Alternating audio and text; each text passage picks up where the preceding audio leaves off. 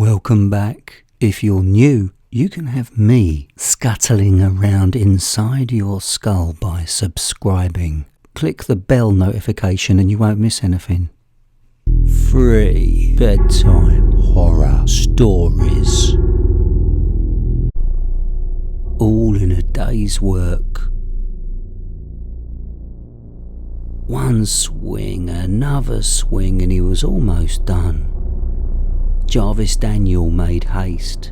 He had little time left before sun up, and he hated the bright sun of the morning. It always hurt his eyes. He swung again and once more, and it was done. He needed a shower. Such hard work always made him need a shower. He would be sore, he knew. He wasn't opposed to being sore, as that showed just how hard he had worked. But he knew that he would be feeling the literal pains of this job in no more than a day. This job had been harder than usual because it was larger than most. Actually, this was the largest job he had ever tackled, and he was quite proud of himself. He stopped for a moment and looked up at the horizon as it was embraced with the first rays of dark gold. He thought of his shower and he smiled, wiping his face on his apron. Great, he muttered as he noticed that he hadn't done anything more for his face except to make it dirtier. His apron was barely recognisable as such. He shrugged. Forget it. With what seemed like the last of his strength, he dropped his axe onto a large section of oak log that served as his trusty tool's resting spot.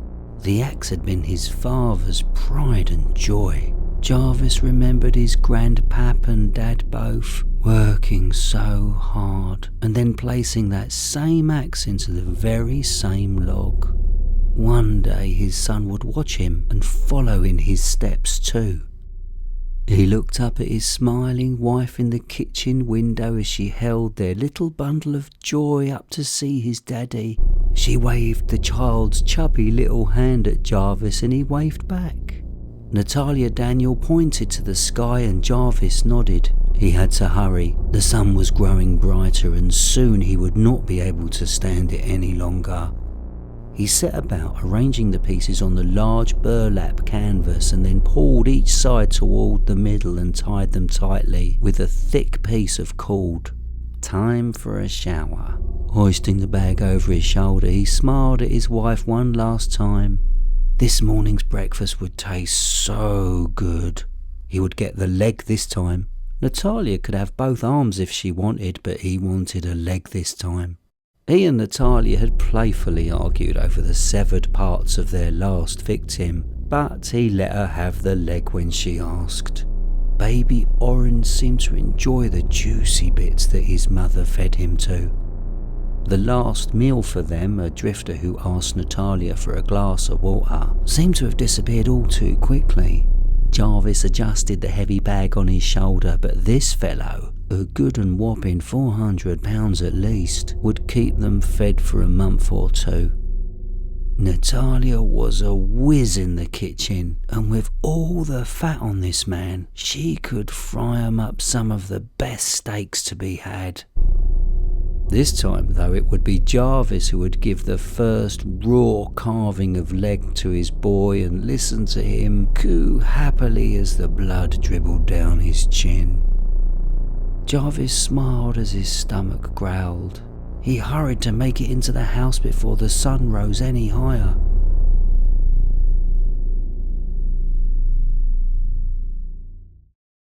A holiday horror poem that will haunt you all season long. Hidden away among the coastal Maine cold lies a love story of sorts that has yet to be told. Swaddled closely, I held her so dear, as the final hour until Christmas drew near, humming softly to her the songs that I sing, never wanting for her to fear of anything. The eyes of her father, the cooing of a white dove, they say no bond is stronger than a mother's love. Rocking her gently, I whispered her name. My baby girl Eve, you were never to blame. Nestling her closer, I breathed in her scent, while wishing away her imminent discontent. My baby girl Eve, you're as pure as the snow. Your father will be pleased with your virtue aglow. Please don't fear your father, for his love is real, his word is good, his kingdom ideal. It was 1 year ago on the night we first met, manifesting in a dream I will never forget. Playing me his fiddle and dancing his dance, ensnaring me into his infernal romance. I gazed into his heart, and that's when I knew all my sweet love truly ever wanted was you. Twirling me around, he dipped me to the left. I couldn't help but notice his hooved feet were cleft. The most angelic of faces, with enchanting dark eyes, a long forked tongue, capable of dissecting truth from lies. I listened when he spoke, and I knew that he was true, consummating our union. That night we created you. My baby girl Eve, please have no fear, for the midnight hour is finally here. The clock had struck 12. We no longer could stay.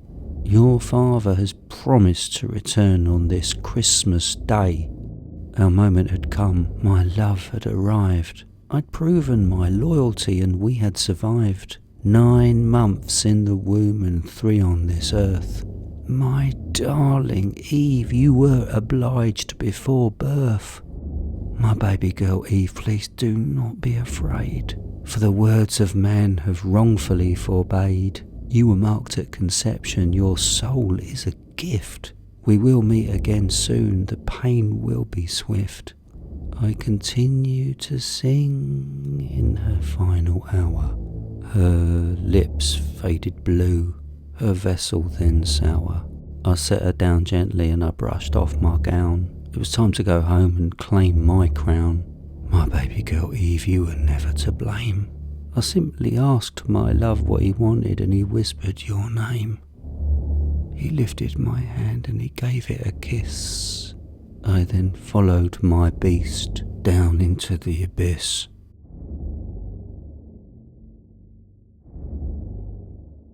Angels drink martinis.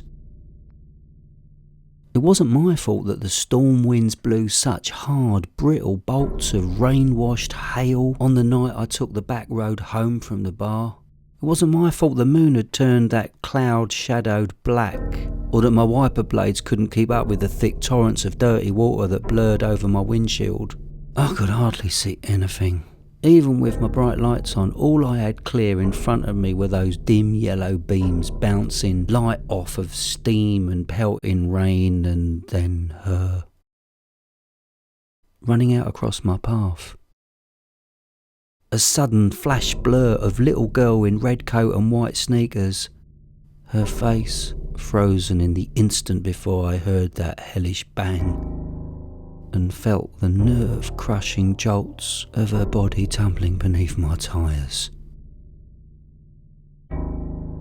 Did I tell you, though, that I could have sworn she was smiling? That in that chilling moment when my eyes locked with hers through the speed and rain-washed darkness, she came at me wide and shining. Did I tell you that it seemed for an instant like she was grinning at me? It didn't happen because I was drunk, though I guess it's true that I was. And it didn't happen because I was speeding, though I guess I was guilty of that too. I'm trying to tell you, she was happy in that moment. And it wasn't my fault. I had to keep going. It wasn't my fault. You have to listen to me, please. So she was just 12 years old and she was running away from home on a night that was dark and cold and wild with storms. What would make a child do that? She must have only just finished playing with dolls and started trying out lipstick. Maybe arguing with her mother that she was old enough to shave her legs, getting hooked on soap operas, falling in love with the members of some new flash-in-the-pan boy band. What would make a 12-year-old run away from the warm safety of her bedroom with its pink wallpaper walls, with her teddy bears on the shelves and her Barbies half packed away, and her ageing cats that always slept on her bed in the day, soft and sleepy and happy to see her every afternoon when she came home from school? They say her mother drank, but that's common enough. I've seen that woman in the street before. She dresses like a kind of modern Victorian vamp, all low-cut lace and scarlet mouth and perfectly ironed jeans. I bet she drinks a lot more now. The father, as far as I ever knew, was just a typical mid-level businessman, manager, something like that. Working regular hours, saving up for holidays, pictures on his desk of his fair-haired daughter and his dyed red wife clashed together in a cheap frame. The black talon pincers of his wife's hands not visible out of shot, clenching tight false grip on their daughter's wrists. Hold still now. Sit. Pull your lips back and show your teeth. Flash. He probably never had much in the way of outside interests. Just that savings account and those pamphlets advertising overseas trips collecting in a drawer. Dreaming of holding his little girl's hand on the streets of Paris, London, Rome. Amused maybe at the wriggle of her fingers, the tug of her hand, every time a boy around her age with clear skin and clean hair walked by. This is the way I piece it together, but I know it doesn't help to explain anything. It doesn't help you see how what happened wasn't actually my fault. Not really, not any of it, none of it at all. So maybe this picture is slightly different. Maybe there are rips and tears down those faded pale pink wallpaper walls. Maybe that bed was hard plank rough, no mattress. Splinters stabbing at that little girl through the sheet as she slept. No dolls, just one worn out teddy bear with both its eyes missing and the stuffing pulled out of one of its legs. The deep grit black fur stinking rancid with the memory of long ago spilled milk. Her mother's day spent watching TV, flicking through the channel's long white legs tangled in blankets as her daughter sits by her window upstairs staring out across the street and over the buildings to the open shot of smiling blue sky beyond. Massive swells of hopeless rage twisting through her tiny chest. This can happen, you know, to children born in defiance of how little they are wanted. The father, the drinker now, hands always shaking when not gripped tight around a bottle of bourbon, maybe vodka. His head perpetually pounding, his voice tearing out of him when he speaks in rough grain groans or thunderous shouts. That little kid always too close under his feet, yelling, "Daddy's home!" and thundering up to him in those white sneakered feet, arms squeezing tight around his waist as he pushes her away. "Enough now, Daddy's tired. Where's your mother?" I said, "Go to your room." Not realising through that vicious hammering in his head that his daughter isn't hugging him so much as she is hiding behind him as his wife slippers up to them on half-dragged steps.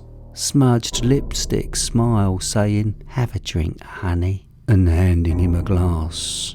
This is possible, you know, in families where the parents match each other in slovenly habits. The selfishness of their lifestyle clouding out their child. That child still too short for her desperate upstretched hands to reach their line of vision, ignoring the tiny storm at their feet as they grin at each other over their glasses and forget to give her dinner and send her to her room. Or maybe that's not right either. Maybe they meant well, maybe the kid was a brat. "What's wrong with Winston's tail?" the mother shrieks in horror, clutching the family cat to her chest, seeing the fur snipped down to scabbed and blood-traced skin, and the daughter laughing hysterically, scissors in hand. Late for school and stubborn at the wardrobe, those hands now twisted to fists that beat against the face and stomach of the woman who bore her, who now finds her unbearable as she struggles to pull that specially bought My Little Pony t-shirt over that tangled hair, thrashing head. The father, overworked, tired, desperate to be oblivious, sick of his wife whining every night when he gets home. "She's out of control, I can't handle her, please do something." Now he spanks her with the smooth side of his hairbrush because his hand is tired. Whap, whap, whap. Later she'll break his glasses, twisting the rims and paint the carpet with her mother's face cream in revenge. The parents then saying that thing kids usually say to each other, "Go play in traffic."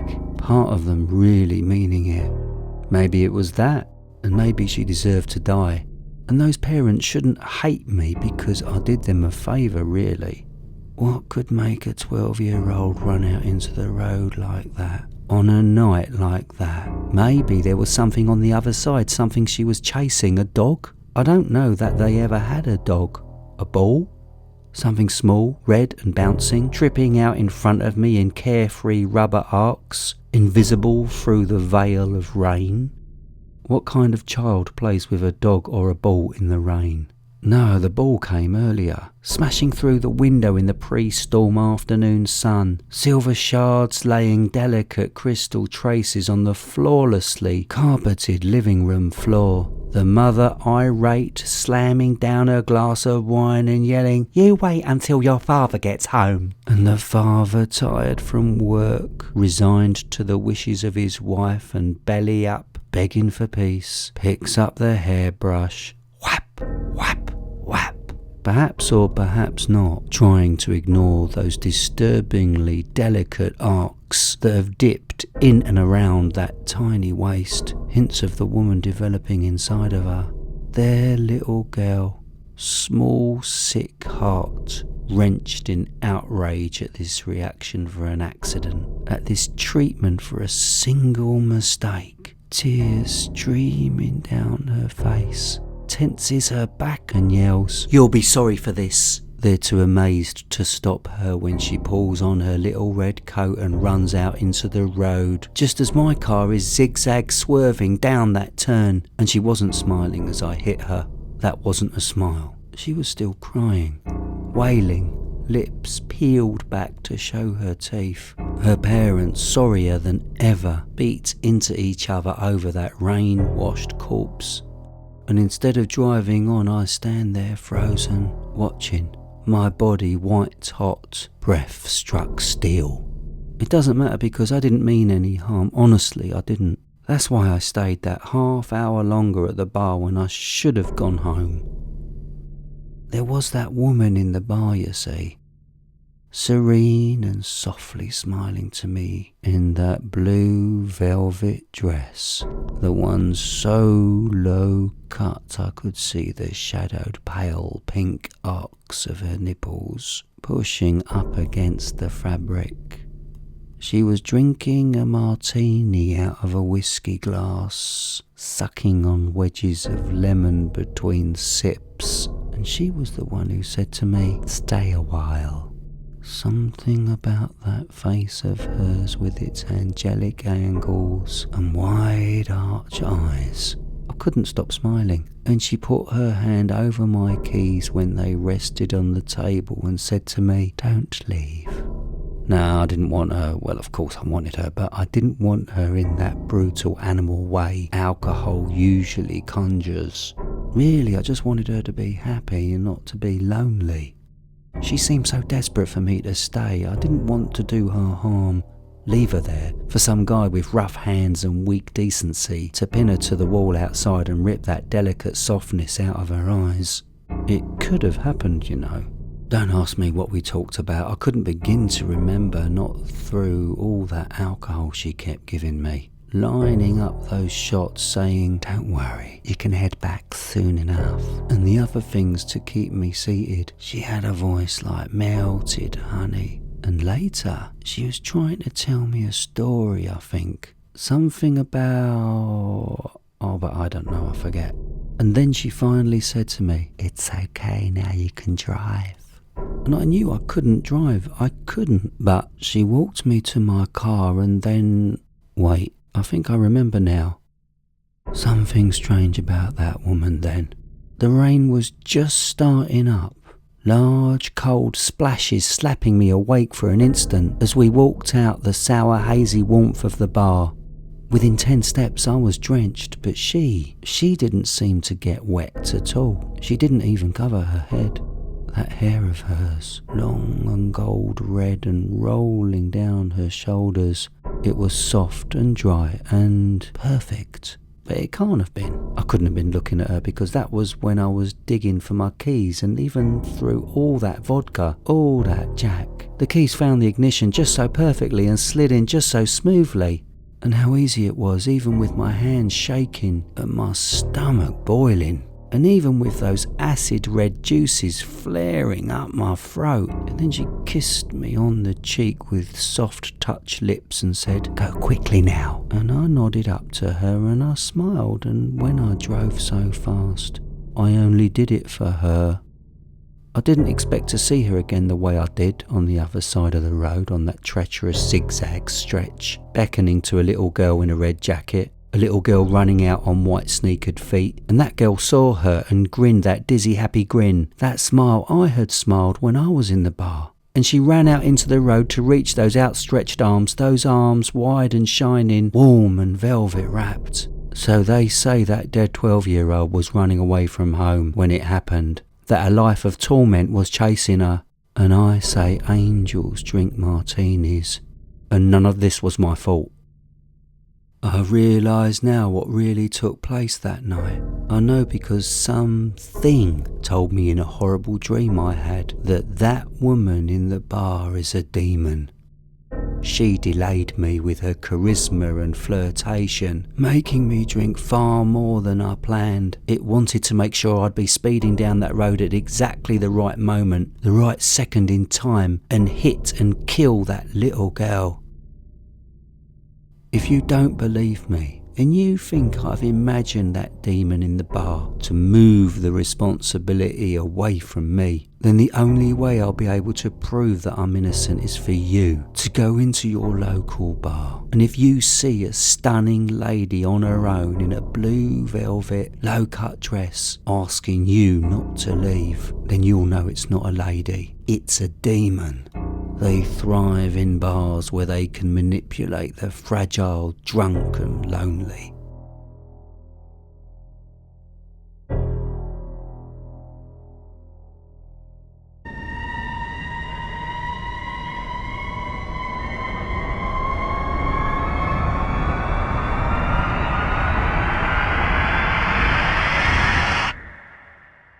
If you enjoy listening to my voice, watch another video right now. And remember to subscribe.